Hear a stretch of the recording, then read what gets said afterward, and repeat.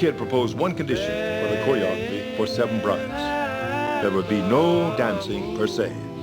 The musical numbers would emerge naturally from the actions and motivations of the characters. God, no. Lady friend, hound dog, here to hear my... And then I fell back on a device that I've used many times on shows and on movies, and you will see it repeated from time to time. That is, what is the plot point at this moment? What's happening in the plot?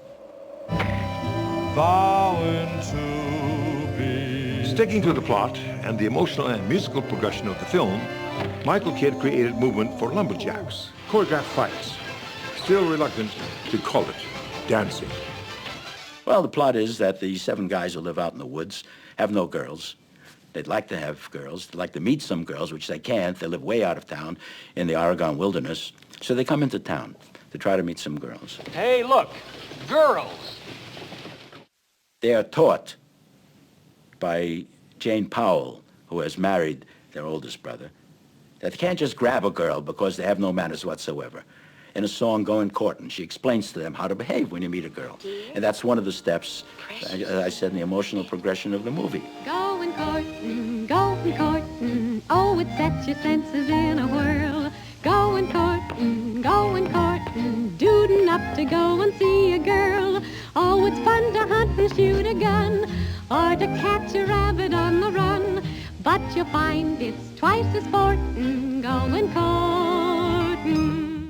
I went in and I said, well, maybe I can get a number using the following device, plot point. He said, that's fine, Mike, go ahead and do it. I said, okay, there's going to be a barn raising. I'll see what I can find. But nobody come in the rehearsal hall because I want to work this out for myself to make sure. So I called our prop man in, a little fellow named Aaron. I said, Aaron, they're going to build a barn out here someplace. Go down to the prop shop. Find anything you can that will be lying around when they build a barn. Bring planks of lumber, bring sawhorses, bring an axe, bring anything you can find there that would apply. He says, okay, Mike.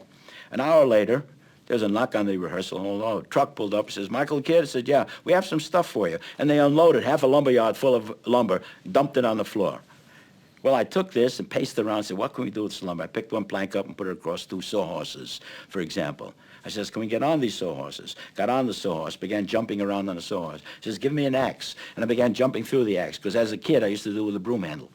He says, began jumping through it. I said, well, maybe you can do that. Piece by piece, I worked out the number in the rehearsal hall by adding equipment and so forth. The dance number, I think we started like 4 weeks before we started to film. And most of it was spent on that barn dance. We rehearsed for about 3 weeks on that. I think that was our first number. When we first started to do that stuff, you know, we do all these somersaults and on these two beams. First, we laid them out on the floor, and we'd practice the steps. Then we'd raise them a little bit and practice the steps, and then we'd get it up to their real height. And if you weren't careful, I know, you'd say, oh, well, I've got this, you know. And I remember I was practicing double air tours and landing, and I said, I've got this, and well, I just missed it about an inch or so, and my foot went down in between the two boards, and I ripped my whole side of my leg up, you know. So it was dangerous. You know, if you were going to miss it, you were going to break your leg. It was hard planks with cracks down the middle, and I remember one day during one of the final rehearsals before we were going to shoot, that I did a big kick and then a sweep back, and our shoes hadn't been rubberized yet, our dancing shoes for the show. And my feet went out from under me and my forehead hit the floor, and there I was, spread-eagled on the floor, out of it. And as I start to come around with the ice on the back of my neck and everything else, I hear Michael Kidd saying, nah, the kid's all right. She just dropped a quarter down the crack and she's trying to find it.